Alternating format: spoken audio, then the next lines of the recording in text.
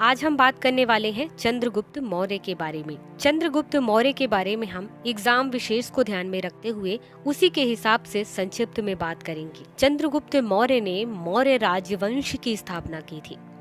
चंद्रगुप्त ने नंद वंश के अंतिम शासक, जिसका नाम था घनानंद, उसे अपदस्थ कर दिया और उसकी एक राजधानी थी पाटलिपुत्र, उस पर अधिकार कर लिया। इसके बाद 321 ईसा पूर्व में मगध के राज सिंहासन पर बैठा। चंद्रगुप्त मौर्य के वंश और जाति के संबंध में विद्वान एक मत नहीं है। कुछ विद्वानों ने ब्राह्मण ग्रंथों, मुद्रा राक्षस, विष्णु पुराण, इनके आधार पर चंद्रगुप्त को शूद्र माना है। ब्राह्मण परंपरा के विपरीत अगर देखा जाए तो बौद्ध ग्रंथों का प्रमाण मौर्यों को क्षत्रिय जाति से संबंधित करता है।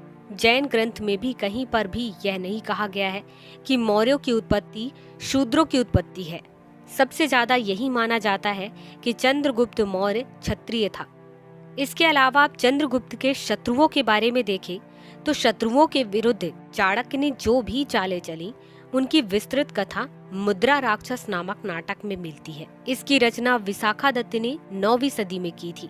इसके अलावा रुद्रदामन के गिरनार अभिलेख से यह पता चलता है कि चंद्रगुप्त ने पश्चिम भारत में सौराष्ट्र तक का प्रदेश जीत करके अपने शासन के अधीन कर लिया था।